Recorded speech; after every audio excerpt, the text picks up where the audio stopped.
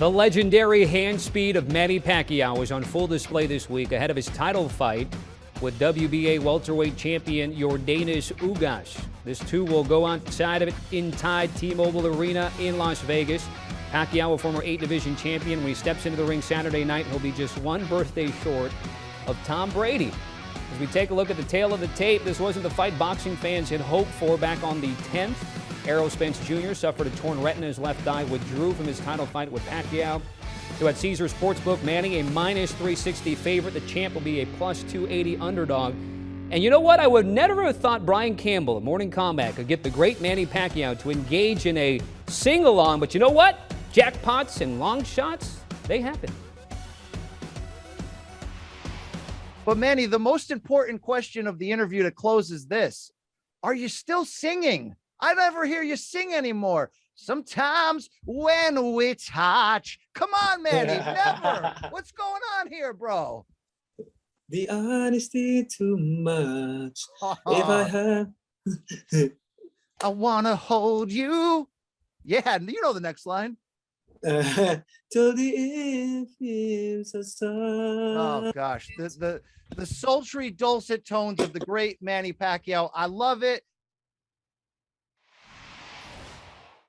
I love it too. Brian Campbell, he gives you everything. He gives you shoeies, he gives you sing-alongs. It's fantastic. You can catch that entire interview on the MK YouTube page. BC, let's talk about Manny Pacquiao. Still doing it, the Pinoy legend at 42. How is he still doing it, and particularly doing it at this level? Well, Tommy, first of all, I'd be the Garfunkel to Pacquiao Simon any day of the week. Look, what Pacquiao is doing at 42, let's wake up. It's remarkable. Yes, we've seen boxing legends of the past, let's say, win big fights post 40 years old, even though it's rare. But Pacquiao's still so dependent in his style upon foot speed, explosion. What he's doing is there's really no comparison. Tommy, he turned pro in 1995 as a 15-year-old at 106 pounds, 26 years later, to still be on top of the game and be among the welterweight elites. I asked his trainer, Freddie Roach, both, what is the answer? What is the fountain of youth? Both pointed to, one, the passion to still want to do this, but two, the work ethic. At the end of the day, Pacquiao, even with long layoffs, and this will be a 2-year gap, he puts in the work. It keeps him young. You saw him singing in that video. He still has that teenage sort of boyish charm to him. And when he gets in the ring, he still can bring it. Awkward angles, explosion, hand speed. I didn't expect after the Mayweather fight, which was 6 years ago, that Pacquiao would still be climbing this ladder, chasing big names. But here we are. Yeah, here we are. You bring up the layoff. And what's the impact, do you think? Because we saw from the video, the hands still look good. That's sort of a staple of Manny Pacquiao, but with fighters, you just never know, BC. What do we think? Yeah, I mean, it's not a best-case scenario by any means to have 2 full years off. When we last saw Manny as a 40-year-old in 2019, he was in the race for Fighter of the Year. He beat Adrian Broner by wide decision, and then he went in there against unbeaten Keith Thurman, knocked him down, won a decision in a great fight. Is Manny still that guy from 2 years ago?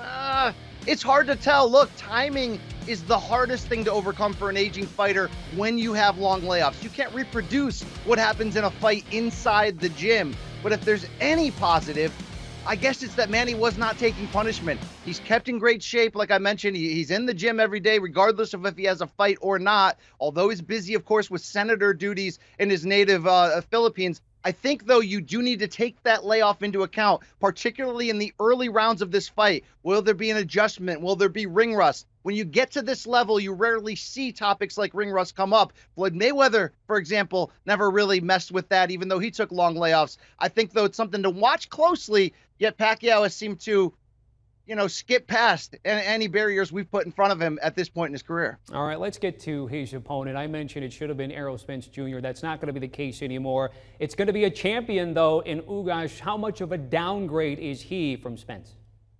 Well, look, commercially, yeah, it's a big downgrade. Pay-per-view sales, casual, recognizing the household name quality here of Errol Spence. No, it's not the same.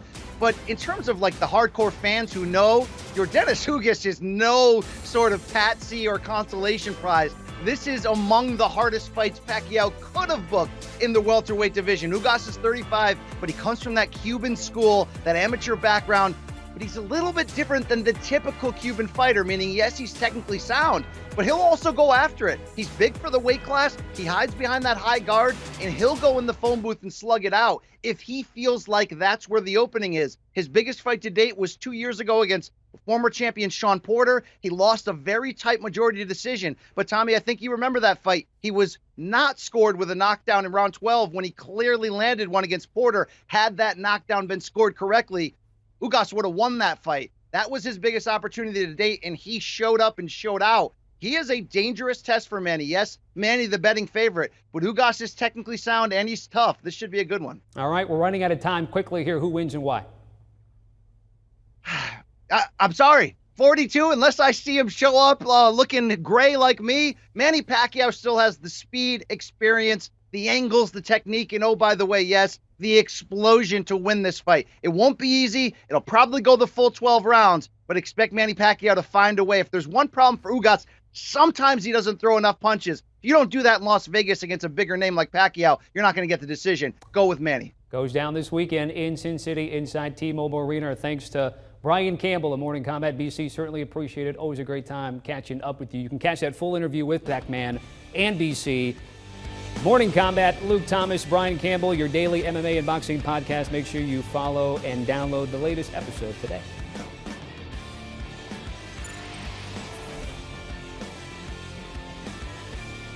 Want a sports network that delivers everything that matters about the game? The highlights, the picks, the instant analysis. No yelling, no fake debates, no politics. Hit the subscribe button and never miss a moment.